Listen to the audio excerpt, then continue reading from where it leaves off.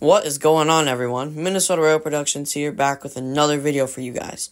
Today, we're going to the Twin Cities to check out a model railroad show in Woodbury, Minnesota. And, once again, absolutely destroy my life savings.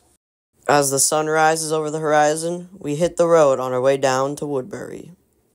With a good 2 hours of driving, we finally get to the train show at the Woodbury High School.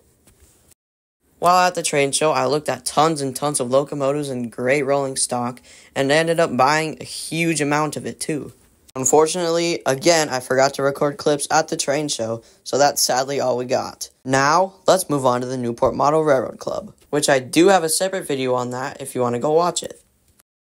But, while on our way to the Newport Model Railroad Club, we spot this PRLX switcher getting ready to shove, and then eventually shoves the big cut of oil cars down the line.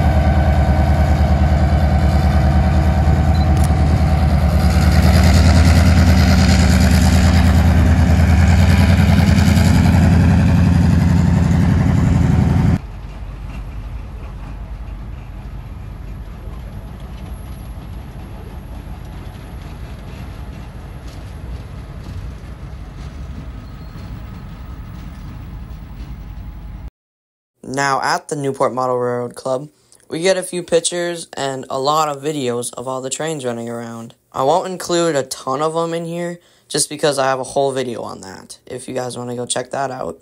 One of the club members also let us run some of our stuff we got at the train show there. I was able to run my Minnesota Commercial CF7, while my buddy Trax Productions was able to run his BNSF SD40. Now we get out trackside in Newport to catch a CPKC manifest train.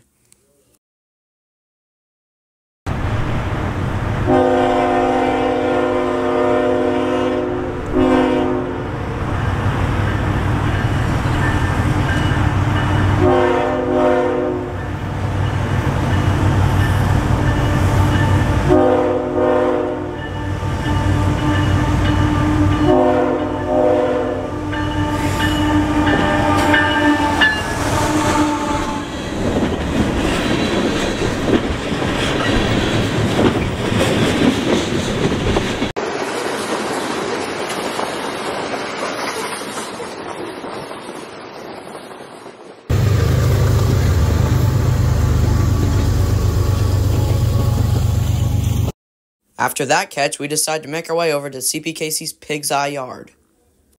While at Pig's Eye Yard, we see a UP foreign power unit sitting by the shops, a few random EMD units, an old CP Pac-Man paint scheme SD40, some more road engines, and finally, we see the CPKC painted GP38.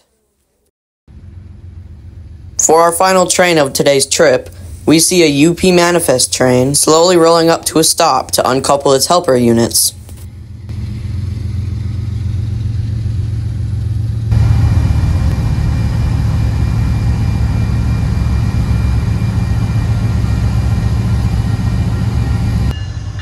After disconnecting the helper units, the manifest train continued down the line.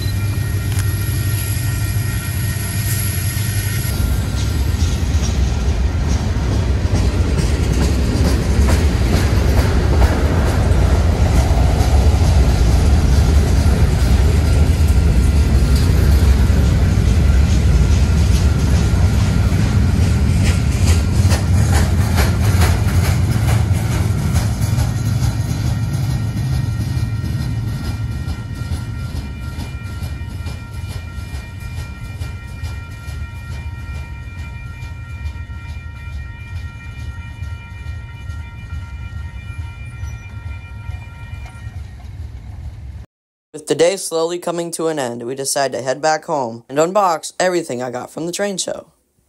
Hello everybody, we are back at the layout. It is currently 10:30 p.m. I don't know why I'm recording this so late, but this is layout progress so far. As you see, the layout's a lot different from before. I may or may not release a whole video on my layout progress, but for now we'll just stick with what I got from the train show. Let's dig in. The very first locomotive I got from the train show is this Athearn Santa Fe GP60M. The buyer wanted $75 and thought it was DC only, but when I brought it home and opened it up, it had a decoder in it. I think it may have LED lights in it, just not ditch lights. Otherwise, that's about it for this thing. The next locomotive I purchased for $170 is this Minnesota Commercial CF7. It's equipped with DCC sound and LED lights.